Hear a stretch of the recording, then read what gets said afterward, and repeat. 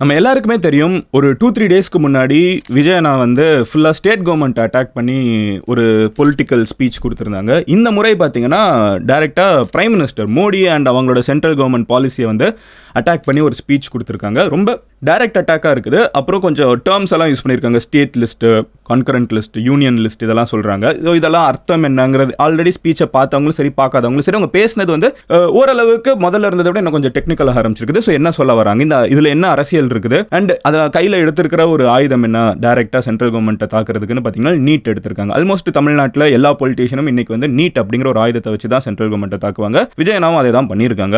So என்ன பேசியிருக்காங்க, இது ஒரு direct confrontation with central government. நிறைய பேர் வந்து டிஎம்கேல இருக்கிறவங்க இல்லை விஜய் அவர்கள் வந்து பிஜேபி சைடு போயிடுவாங்க அப்படின்லாம் பேசிட்டு இருந்தாங்க. பட் இது வந்து அப்படிலாம் கிடையாது, நான் அவங்களையும் விமர்சிப்பேன், அவங்களையும் தாக்குவேன் அப்படின்னு சொல்லி எடுக்கிற ஒரு ஸ்டாண்ட் மாதிரி தான் இருந்துச்சு. ஸோ டைரக்டாக நீட்டை வந்து எதிர்க்கிறாங்க. ஏன்னா தமிழ்நாட்டில் பார்த்தீங்கன்னா ஐ திங்க் எக்ஸப்ட் பிஜேபி எல்லாருமே வந்து நீட்டுக்கு அகேன்ஸ்டாக தான் பொலிட்டிக்கல் பார்ட்டிஸ் இருக்காங்க. ஸோ இவங்க வந்து அந்த ஸ்டாண்ட் நானும் அவங்களுக்கு அகேன்ஸ்ட் தான் அப்படிங்கிறத காமிக்கிற மாதிரி இவங்க வந்து நீட்டை வந்து ஒரு கையில் ஒரு ஆயுதமாக எடுத்திருக்காங்க. ஸோ என்னென்ன பேசியிருக்காங்க அப்படிங்கிறத உங்ககிட்ட நான் ஒவ்வொன்றா டீட்டெயிலாக சொல்ல ஆரம்பிக்கிறேன். பட் அதை பார்க்க ஆரம்பிக்கிறதுக்கு முன்னாடி நீங்கள் ஒரு உண்மையான விஜய் அண்ணா ஃபேனாக இருந்தால் இந்த சேனலை சப்ஸ்கிரைப் பண்ணுங்க. எனக்கு தெரியல, ஒவ்வொரு வீடியோலையுமே ஏதாவது புதுசாக சொல்லி சப்ஸ்கிரைப் பண்ண சொல்லணும்னு நினச்சேன். ஸோ அதனால இந்த தடவை இப்படி ஒரு பிட்டை போடலாம்.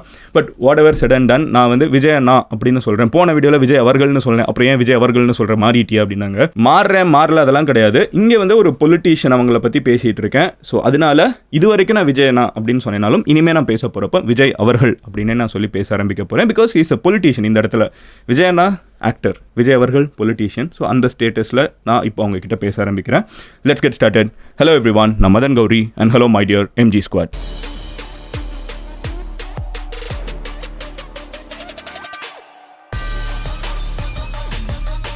ஃபர்ஸ்ட் விஷயம், உங்களுக்கு இந்த மாதிரி நம்ம ஊரில் நடந்துட்டு இருக்கிற விஷயம்லேருந்து இன்டர்நேஷனல் விஷயங்கள் வரைக்கும் டெய்லி எனக்கு தூங்க போகிறதுக்கு முன்னாடி எனக்கு 10 நிமிஷத்தில் தெரியணும்ப்பா அப்படின்னு நீங்கள் நினச்சிங்கன்னா சப்ஸ்கிரைப் பண்ணுங்கள். அப்போ தான் யூடியூப் அல்கோரிதம் உங்ககிட்ட வந்து இந்த வீடியோவை சேர்க்கும். ஃபர்ஸ்ட் விஷயம் என்ன அப்படின்னு பார்த்தீங்கன்னா, இன்னைக்கு என்ன ஈவெண்ட்னே தெரியாதவங்களுக்கு ஒரு சின்ன எக்ஸ்ப்ளனேஷன் கொடுத்துட்றேன். வருஷம், அதாவது போன வருஷமும் சரி இந்த வருஷமும் சரி, தொகுதி வாரியாக தமிழ்நாட்டில் இருக்கக்கூடிய 230+ கான்ஸ்டிடியூவன்சிஸ் இருக்குது. அந்த எலெக்ஷனுக்கு வந்து ஓட்டு போடக்கூடிய கான்ஸ்டிடியூவன்சி, டிஸ்ட்ரிக்டில் எலெக்ஷனுக்கு ஓட்டு போடக்கூடிய கான்ஸ்டிடியூவன்சி, அந்த கான்ஸ்டிடியூவன்சி எல்லாத்துலேயும் இருக்கக்கூடிய டாப் 3 ரேங்க்ஸ் வாங்கினவங்களை வந்து கூப்பிட்டுட்டு வந்து அவங்களுக்கு அவார்டு கொடுக்கக்கூடிய செரிமனி தான் வந்து விஜய் அவர்கள் பண்ணிட்டு இருந்தாங்க. போன தடவை சரி இந்த தடவை சரி. இந்த தடவை வந்து ஃபெலிசிட்டேஷன் அவார்டு அகைன் 2ஆக பிரித்து பண்ணுறாங்க. ஸோ ஃபர்ஸ்ட் டே வந்து ஆல்ரெடி முடிஞ்சிருச்சு. அப்போ பேசுகிறப்போ தான் தமிழ்நாட்டில் வந்து இந்த ஸ்டூடெண்ட்ஸ்க்கு நடுவில் ட்ரக் இஷ்யூ பெருசாக போயிட்டு இருக்குது. ஐ திங்க் அந்த கள்ளசாராயம் முடிஞ்ச உடனே பேசினதுனால it was more about alcohol, liquor and drugs. இது சம்மந்தமாக தான் ஃபர்ஸ்ட் இதில் இருந்துச்சு. அது வந்து ஸ்டேட் கவர்மெண்ட்டை தாக்கி பேசுகிற மாதிரி இருந்துச்சு.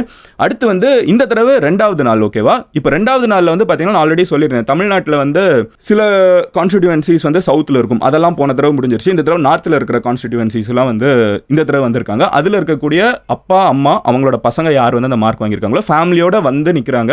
அதில் இந்த டாப் 3 ரேங்க்ஸ் வாங்குறவங்க I don't know what exactly they're giving. But சில பேருக்கு வந்து வைர நகைகள் கொடுக்கப்பட்டிருக்குது, சில பேருக்கு வந்து அப்ரிசியேஷனாக வந்து ஒரு தாம்பூலம் மாதிரி கொடுக்கப்பட்டிருக்கு, ஃபினான்ஷியல் உதவிகள் பண்ணப்பட்டிருக்குது, ஃபினான்ஷியல் கிஃப்ட்ஸ் கொடுக்கப்பட்டிருக்குது. ஸோ இது போக வந்து மார்க் எடுக்காமல் சேலஞ்சஸை மீறி வரவங்களுக்குன்னு சொல்லிட்டு வேறுபட்ட குரூப்ஸ்ல இருந்து எல்லாருக்குமே அவார்ட் நடத்தியிருக்காங்க. ஸோ இது வந்து ஒரு ஃபெலிசிட்டேஷன் ஃபங்க்ஷன் சொல்லலாம். அதில் வந்து பேசுகிறப்போ போன தடவை சொல்லியிருந்தாங்க, நான் அடுத்த தடவுக்கும் சேர்த்து இந்த தடவை பேசி முடிச்சிடுறேன் ஸ்டூடெண்ட்ஸ் கிட்ட அப்படின்னு சொல்லி முடிச்சுட்டு தான் போனாங்க. சென்ட்ரலில் வந்து அட்டாக் பண்ணி, ஸ்டேட் அட்டாக் பண்ணி, இந்த ஸ்டேட் கவர்மெண்ட் அட்டாக் பண்ணி இந்த ட்ரக் இஷ்யூலாம் பேசிட்டு போனாங்க. போயிட்டு ஆனால் இந்த தடவை ரொம்ப பார்த்தது காரணம் என்னன்னு பார்த்தீங்கன்னா, that was the first time he is talking after announcing his political entry. அரசியலுக்குள்ள வருவேன்னு சொன்னதுக்கப்புறம் பேசின முதல் ஸ்பீச் அது. அதில் வந்து ஸ்டேட் கவர்மெண்ட்டை வந்து பயங்கரமாக தாக்கியிருந்தாங்க. அடுத்து இந்த தடவை என்ன பண்ணாருன்னு பார்த்தீங்கன்னா, சென்ட்ரல் கவர்மெண்ட்டை தாக்குறாரு. எடுத்த உடனே ஸ்டேஜுக்கு வந்துட்டு நான் பேச வேணான்னு நினச்சேன், இருந்தாலும் இப்போ நாடு ஃபுல்லாக ஒரு பிரச்சனை போயிட்டு இருக்கு, இதை நான் பேசாமல் போயிட்டேன்னா ரொம்ப தப்பாயிடும், அதனால பேசுகிறேங்கிற டோனில் தான் ஆரம்பிக்கிறாங்க. நீட்டை பற்றி பேசலைன்னா தப்பாக இருக்கும்னு சொல்லிட்டு தான் ஆரம்பிக்கிறாங்க. ஸோ அவங்க நீட்டை பற்றி பேச போகிறாங்கிறப்ப பின்னாடி எழுதியிருக்கிற வாக்கியம் என்னன்னு பார்த்தீங்கன்னா, பிறப்போக்கும் எல்லா உயிருக்கும். அது இந்த ஈவெண்ட்லாம் இல்லை, இந்த டிவிகே கட்சி, தமிழக வெற்றி கழகம் கட்சி வந்து எல்லா இடத்துலையுமே இந்த பிறப்போர்க்கும் எல்லா உயிருக்கும் அப்படிங்கிறத வந்து எல்லா இடத்துலையுமே வச்சு, I think that will be their caption. எல்லா இடத்துலையுமே இந்த டேக்லைன் மாதிரி வச்சுருப்பாங்களா, அந்த கட்சியோட டேக்லைன் அதை தான் இருக்கும்னு நினைக்கிறேன். எல்லாருக்குமான ஒரு ஈக்குவல், பிறப்புக்கும் எல்லா இருக்குங்கிறது வந்து ஆல் ஆர் ஈக்குவல்ங்கிற ஒரு டோனில் தான் இருக்குது. அடுத்து என்ன அப்படின்னு பார்த்தீங்கன்னா, பேசுகிறப்போ ஃபஸ்ட்டு வந்து நீட்டை பற்றி பேசினாலும் தப்பாயிடும்னு சொல்லிட்டு, இது especially MBC, BC, SC, ST இந்த மாதிரி மாணவர்களை வந்து ரொம்ப பாதிக்குது. இது வந்து ஒரு மேட்டுக்குடி மக்களுக்கு வந்து ஈஸியாக டாக்டர் ஆகிறதுக்கான ஒரு வழிதானே தவிர ஒரு கஷ்டப்பட்டு வரவங்களுக்கு வந்து இது ஈஸியான ஒரு வழியாக இல்லை அப்படின்னு சொல்கிறாங்க. அவங்க சொல்கிற ஆடியன்ஸ் யாருன்னு பாருங்கள். எல்லாருமே வந்து 12th 10th வந்து டாப் 3 ரேங்க் ஹோல்டர்ஸ். அவங்களோட க்ரௌடு தான் முன்னாடி உட்காந்துட்டு இருக்காங்க. ப்ராபப்ளி நீட் இல்லைனா அவங்க எல்லாருமே யார் டாக்டர் ஆகணும்னு நினைக்கிறாங்களோ அத்தனை பேரும் டாக்டர் ஆகக்கூடிய கெப்பாசிட்டி இருக்கிறவங்க தான் அங்கே உட்காந்துட்டு இருக்காங்க. ஸோ அவங்களோட அப்பா அம்மா முன்னாடி, அந்த ஸ்டூடெண்ட்ஸ் முன்னாடி டைரெக்டாக நீட்டை வந்து அட்டாக் பண்ணுறாங்க. ஏன்னா இப்போ அவங்க இந்த ஸ்டூடெண்ட்ஸே வந்து இப்போ டாக்டர் ஆகணும்னா அவங்க மறுபடியும் நீட் எக்ஸாம் எழுதி கிளியர் பண்ணி தான் ஆக முடியும். பட் நீட் வர்றதுக்கு முன்னாடி அப்படி இல்லை. அவங்க ஆல்ரெடி அவங்க கட் ஆஃப் வச்சிருப்பாங்க, டாக்டர் ஆயிருக்கலாம். ஸோ அந்த ஆடியன்ஸ் கிட்ட வந்து அவங்க டேரெக்டாக பேசுகிறாங்க. எப்படி பார்த்தாலும் எக்ஸ்ட்ரா ஒரு எக்ஸாம் ஆகுது இல்லை, ஸோ அவங்க கிட்ட அதை பேசுகிறாங்க. அடுத்து என்ன சொல்கிறாங்கன்னு பார்த்தீங்கன்னா, நீட்டுங்கிறதே வந்து ஒரு ஆன்டி ஸ்டேட் பாலிசி அப்படின்னு வேற சொல்கிறாங்க. ஆன்டி ஸ்டேட்டுன்னு சொல்லிட்டு இது வந்து கன்கரண்ட் லிஸ்ட்டுக்கு கொண்டு போயிட்டாங்க ஸ்டேட் லிஸ்ட்டில் இருந்துன்னு சொன்னாங்க. இப்போ நிறைய பேருக்கு ஒரு டவுட் என்னவா இருக்குன்னு பார்த்தீங்கன்னா, ஸ்டேட் லிஸ்ட்னா என்ன, யூனியன் லிஸ்ட்னா என்ன, கன்கரண்ட் லிஸ்ட்னா என்ன. இந்தியாவில் வந்து யார் எப்படி ஒரு India is a huge country, 140 கோடி பேர் இருக்காங்க. எல்லாத்தையுமே ஒரு கவர்மெண்ட் ரன் பண்ண முடியாது. அப்படி நினச்சாங்கன்னா அது வந்து it doesn't make any sense. So என்ன பண்ணாங்கன்னு பார்த்தீங்கன்னா, லிஸ்ட் போட்டாங்க. இந்த டிபார்ட்மெண்ட்லாம் நான் பார்த்துக்கிறேன், இந்த டிபார்ட்மெண்ட்லாம் ஸ்டேட் பார்த்துக்கிட்டோம், இந்த டிபார்ட்மெண்ட்லாம் கன்கரண்ட் லிஸ்ட்டுன்னு ஒன்று போட்டு வச்சுப்போம். இந்த நான் பார்த்துக்கிறேன்னு ஃபஸ்ட்டு சொன்னது வந்து யூனியன் கவர்மெண்ட். நாங்கள் அது ஏன் யூனியன் சொல்கிறேன்னு பார்த்தீங்கன்னா, அது யூனியன் லிஸ்ட்டு தான் அது பேர். ஸோ யூனியன் லிஸ்ட் அப்படின்னு சொல்லிட்டு இதெல்லாம் சென்ட்ரல் கவர்மெண்ட்டுக்கு வரும்னு சொல்லிட்டு இந்த ஆர்மியை பார்த்துக்கிறது, இந்தியாவோட டிஃபென்ஸை பார்த்துக்கிறது, இந்த ஸ்பேஸ் ரிசர்ச்சை பார்த்துக்கிறது, இந்த மாதிரி நேஷனல் இம்பார்ட்டன்ஸ் கொண்ட விஷயங்கள் எல்லாமே வந்து யூனியன் லிஸ்ட்டில் வந்துடும். அதுக்கெல்லாம் வந்து பிரைம் மினிஸ்டரோட கண்ட்ரோலுக்கு கீழே இருக்கும். அடுத்து இந்த ஸ்டேட் லிஸ்ட்டுக்கு கீழே என்ன வரும்னு பார்த்தீங்கன்னா, இந்த ரம்மி, அப்புறம் அக்ரிகல்ச்சர், இந்த மாதிரி சில விஷயங்கள் வந்து ஸ்டேட் லிஸ்ட்டுக்கு கீழே வரும். அடுத்து மூணாவதாக கன்கரண்ட் லிஸ்ட்டுன்னு ஒன்று இருக்குது. ஸோ இதில் வந்து ஸ்டேட்டும் ரூல்ஸ் உருவாக்கிக்கலாம், சென்ட்ரும் ரூல்ஸ் உருவாக்கிக்கலாம். ஒருவேளை சென்டருக்கும் ஸ்டேட்டுக்கும் உருவாக்குற ரூல்ஸ் வந்து முரண்பட இருந்துச்சுன்னா, ஃபார் எக்ஸாம்பிள் தமிழ்நாட்டில் பார்த்தீங்கன்னா நீட் வேணான்னு சொல்கிறோம், சென்ட்ரல் கவர்மெண்ட் நீட் வேணும்னு சொல்கிறாங்க. இந்த மாதிரி முரண் இருக்கிற நேரத்தில் சென்ட்ரல் கவர்மெண்ட் சொல்கிறது வந்து செல்லுபடி ஆகும் அப்படின்னு சொல்லிட்டு கன்கரண்ட் லிஸ்ட்டுன்னு ஒன்று மூணாவதாக உருவாக்கி வச்சிருக்காங்க. நல்லா கவனிச்சிங்கன்னா, இந்த ரம்மி ஏன் நான் ஸ்பெசிஃபிக்காக சொன்னேன், இந்த பெட்டிங் ஆப்ஸ் எல்லாம் சொன்னேன்னு பார்த்தீங்கன்னா, ஆந்திர பிரதேஷில் கிடையாது, ட்ரீம் லெவன்லாம் கிடையாது. ஆனால் அதே இது பார்த்தீங்கன்னா இன்னும் சில ஸ்டேட்ஸில் அவைலபிளாக இருக்குது. ஐ திங்க் தமிழ்நாட்டிலே கூட அவைலபிளாக இருக்குன்னு தான் நினைக்கிறேன். இன்னமும் நம்ம வேணான்னு சொல்லிட்டு இருக்கோம், இருக்கா இல்லையா எனக்கு தெரியல, நீங்கள் கமெண்ட் பண்ணுங்க. Not following it very closely. But அசாமில் கிடையாது, ஆந்திர பிரதேஷில் கிடையாது, சில ஸ்டேட்டில் வந்து அவைலபிளாக இருக்குது, சில ஸ்டேட்டில் அவைலபிளாக இல்லை. ஏன்னா அந்த ஸ்டேட் எடுக்கிற டெசிஷன் தான். அவங்க வேணான்னு நினச்சா அவங்க வேணான்னு சொல்லிடலாம், அது ஸ்டேட்டோட கம்ப்ளீட் கண்ட்ரோலில் தான் இருக்குது. ஸோ அந்த மாதிரி சில லிஸ்ட் எல்லாம் இருக்கும். அடுத்து வந்து கன்கரண்ட். தமிழ்நாடு கவர்மெண்ட் வந்து நீட் வேணாங்கிறாங்க, ஆனால் யூனியன் கவர்மெண்ட் வந்து வேணுங்கிறாங்க. ஸோ நீட் வந்து எஸ்டாப்ளிஷ் ஆகிட்டு இருக்குது. ஸோ இதுதான் வந்து state list, concurrent list, union list. முதல்ல பார்த்தீங்கன்னா எஜுகேஷன், இந்த நீட் எக்ஸாமுக்கான டெசிஷனை வந்து எடுக்கிறது தமிழ்நாடு கவர்மெண்ட் கிட்ட தான் ஃபுல் பவரும் இருந்துச்சு. ஸோ ஸ்டேட் லிஸ்ட்டில் தான் எஜுகேஷன் இருந்துச்சு. 1975 அப்புறம் தான் பார்த்தீங்கன்னா இந்த ஸ்டேட் லிஸ்ட்டில் இருக்கக்கூடிய எஜுகேஷன் அப்படிங்கிற ஒரு டிபார்ட்மெண்ட் வந்து சென்ட்ரல் லிஸ்ட்டுக்கு மாறுது, சாரி கன்கரண்ட் லிஸ்ட்டுக்கு மாறுது. ஸோ முரண்பாடு இருந்துச்சுன்னா சென்டர் என்ன சொல்கிறாங்களோ அது வந்து சேர்ந்துடும். ஸோ ஒரு காலத்தில் கம்ப்ளீட்டாக ஸ்டேட் கவர்மெண்ட் கண்ட்ரோல் இருந்தது வந்து state government and central government control மாறி அதுக்கப்புறம் வந்து அதில் பிரச்சனை இருந்துச்சுன்னா அது வந்து சென்ட்ரல் கவர்மெண்ட் சொல்கிறது தான் எஸ்டாப்ளிஷ் ஆகும்னு இந்தியாவில் சட்டங்கள் மாற்றப்பட்டிருக்கு. இது வந்து ஸ்டேட்ஸோட உரிமைகளை பறிக்கிற மாதிரி இருக்குது அப்படின்னு சொல்கிறாங்க. அடுத்து என்ன சொல்கிறாங்கன்னு பார்த்தீங்கன்னா, டைவர்சிட்டி வந்து இந்தியாவோட வீக்னஸ் கிடையாது, அதுதான் ஸ்ட்ரென்த்து. இங்கே வந்து ஒரு ஸ்டேட்டுமே ஒரு பர்டிகுலர் சிலபஸ் வச்சுக்கணும், ஒரு ஸ்டேட்டுமே அவங்க எக்ஸாமை கண்டக்ட் பண்ணிக்கணும். அதை வந்து நீங்கள் ஒரு பிரச்சனையாக பார்க்கக்கூடாது. அதுதான் இந்தியாவோட அழகே, அதுதான் இந்தியாவோட ஸ்ட்ரென்த்துங்கிற மாதிரி பேசிட்டு இந்தியா ஃபுல்லாக வந்து ஒரு எஜுகேஷன் வைக்க முடியாது. ஒரு ஸ்டேட்லேயுமே ஒரு ஹிஸ்ட்ரி இருக்கும், ஒரு கல்ச்சர் இருக்கும். அதை தான் அங்கே இருக்கிறவங்க படிக்கணுங்கிறதுக்கு வந்து அங்கே இருக்கிற மக்கள் விரும்புவாங்க. இந்தியா ஃபுல்லாக ஒரே கல்வி, இந்தியா ஃபுல்லாக ஒரே விஷயத்தை தான் படிக்கணுங்கிறது ரொம்ப தப்பாக இருக்கும் அப்படின்னு சொல்லிட்டு அடுத்து சொல்கிறாங்க. அதுக்கப்புறம் எங்கே போகிறாங்கன்னு பார்த்தீங்கன்னா, சிலபஸ்க்கு வராங்க. ஸ்டேட் சிலபஸ் படித்து முடிச்சுட்டு நீங்கள் NCERTயில் சிலபஸ் வச்சு எக்ஸாம் வைக்கிறீங்க, இது எந்த விதத்தில் நியாயம்னு சொல்லி கேட்குறாங்க. நிறைய பேர் ட்விட்டரில் என்ன பேசிட்டு இருந்தாங்கன்னு பார்த்தீங்கன்னா, ஸ்டேட் சிலபஸ் அப்போ மட்டும்னு சொல்கிறீங்களா? அது மேட்டர் கிடையாது. ஸ்டேட் சிலபஸ் வந்து மட்டும் நீங்கள் சொல்ல வரல, என்னோட புரிதல் நான் சொல்கிறேன். ஏன்னா எனக்கும் இந்த ஒரு தாட் ப்ராசஸ் இருக்குது. ஸ்டேட் சிலபஸ் மட்டும் அதிகம்லாம் இல்லை. இங்கே ஒரு எக்ஸாம் ஒரு பஞ்ச் ஆஃப் புக்ஸை வச்சு நம்ம படிக்கிறோம். படித்து முடிச்சதுக்கப்புறம் வேறு செட் ஆஃப் புக்ஸ்லேருந்து கொஸ்டின் எடுத்து வர்றதுன்னு இருக்குல்ல, அது ஒரு ரொம்ப தப்பான விஷயம். யாராக இருந்தாலும் அதுதான். ஏன்னா இந்த புக்கை வச்சு படித்து ஒருத்தன் ப்ரிப்பேர் பண்ணிட்டு வரான், ஓகேவா? CBSEயில் இருக்கிறவங்க NCERT புக்கை வச்சு தான் படிக்கிறாங்க. ஸ்டேட் கவர்மெண்ட்டில் ஆர் ஸ்டேட் சிலபஸ், நானும் ஸ்டேட் போர்டு தான். ஸோ ஸ்டேட் போர்டில் படிக்கிறவங்களாம் வேறு புக்கை வச்சு படிக்கிறோம் 12th கடைசியில். ஆனால் எக்ஸாம் வந்து இவங்களோடதில் இருக்கும், நம்ம இதுக்கு எழுதணுங்கிறது தப்பாக இருக்குல்ல.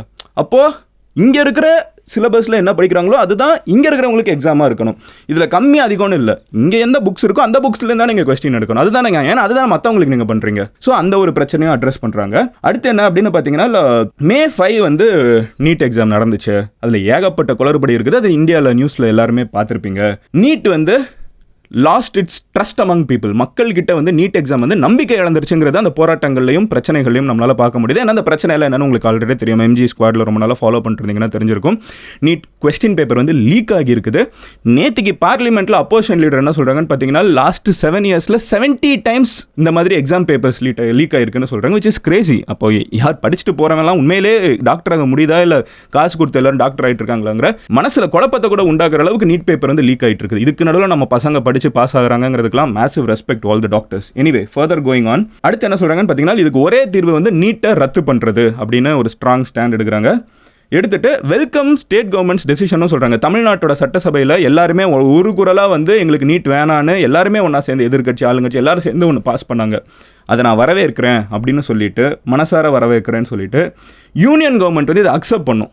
நாங்கள் சொல்லிட்டோம், இப்போ கேட்குறது உங்களோட வேலையாக கேட்காம இருக்கீங்க, அக்செப்ட் பண்ணுங்க, எங்களுக்கு நீட் வேணாங்கிறத சொல்கிறாங்க.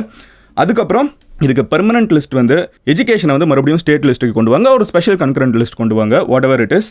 ஸ்டேட்டுக்கு வந்து எஜுகேஷன் மேலே அட்டானமி வேணும். தமிழ்நாட்டுக்கு வந்து தமிழ்நாட்டில் பசங்க என்ன படிக்கணும், எப்படி டாக்டர் ஆகணும், எப்படி என்ஜினியர் ஆகுங்கிற உரிமை வந்து அந்தந்த ஸ்டேட்டுக்கு இருக்கணும். இது தமிழ்நாட்டுக்கு மட்டும் இல்லை, ஜம்மு அண்ட் காஷ்மீரில் ஜம்மு அண்ட் காஷ்மீர் கவர்மெண்ட்டுக்கு இருக்கணும், குஜராத்தில் குஜராத் கவர்மெண்ட்டுக்கு இருக்கணும், மகாராஷ்டிராவில் மகாராஷ்டிரா கவர்மெண்ட்டுக்கு இருக்கணும், மத்திய பிரதேசில் மத்திய பிரதேஷ் கவர்மெண்ட்டுக்கு இருக்கணும். எல்லாத்துக்கும் ஒரு ஆள் சென்டரில் உட்காந்துக்கிட்டு இல்லை நான் தான் சொல்லுவேன் யார் டாக்டர் ஆகணுங்கிறத சொல்லக்கூடாது. ஏன்னா இங்கே ஒவ்வொருத்தையும் ஒரு ஊரில் இருந்து ஒரு சுச்சுவேஷன்லேருந்து படித்து முடிஞ்ச அளவுக்கு அதை டீசென்ட்ரலைஸ் பண்ணுறதான ஒரு நியாயமான விஷயமா இருக்கும். இந்தியாவில் ஒரே நேரத்தில் நாடு ஃபுல்லாக நம்மளால் எலெக்ஷன் கூட நடத்த முடியல, கரெக்டாக? அப்போ ஒரே எக்ஸாமுக்கு வந்து எல்லாரும் ஒரே நாளில் எப்படி போய் ஒரு எக்ஸாம் எழுதி பாஸ் பண்ண முடியும்? நீங்கள் யோசிச்சு பாருங்களேன். எனக்கு இது எப்போவுமே யோசிப்பேன், இந்தியாவில் ஏன் ஒரே நாள் ஒரு எலெக்ஷன் நடத்தலன்னு யோசிச்சு பார்க்குறீங்களா? பிரைம் மினிஸ்டர் எலெக்ஷனே 1.5 மாதத்துக்கு இழுத்துக்கிட்டே போயிட்டு இருந்துச்சு. ஏன்னா இந்தியாவில் நிறைய இடத்துல குளறுபடிகள் நடக்கும். போஸ்டல் பேலட்டை திருடுவாங்க, உடைப்பாங்க. வெஸ்ட் பெங்காலில் இது நடந்துருச்சு, தெலுங்கானாவில் நடந்திருக்குது. உள்ளே போட்டு எம்எல்ஏ போட்டு ஒருத்தங்களை ஓட்டு போட்டிருக்காங்களா அடிச்ச கதை நடந்திருக்குது. ஸோ இதெல்லாம் மேனேஜ் பண்ண முடியாது, நம்மக்கிட்ட அந்த மேன் பவர் இல்லைங்கிறதுனால தான் எலெக்ஷனை வந்து பிரேக் டவுன் பண்ணி நம்ம கொஞ்சம் கொஞ்சமாக நடத்துகிறோம். அப்போது எலெக்ஷனுக்கு நீங்கள் அதை பண்ணுறீங்க, where you are getting selected. யார் பிரைம் மினிஸ்டர் ஆகணும், யார் சீஃப் மினிஸ்டர் ஆகணும், யார் மினிஸ்டர் ஆகணுங்கிறதுக்கு நீங்கள் அந்த ஆப்ஷனை சூஸ் பண்ணிக்கிறீங்க. யார் டாக்டர் ஆகணும், யார் இன்ஜினியர் ஆகணுங்கிறதுக்கு இல்லை ஒரே நாள் வந்து எழுதுங்கிறது வந்து ஒரு முரணாக இருக்குன்னு எனக்கு பர்சனலாக தோணுச்சு.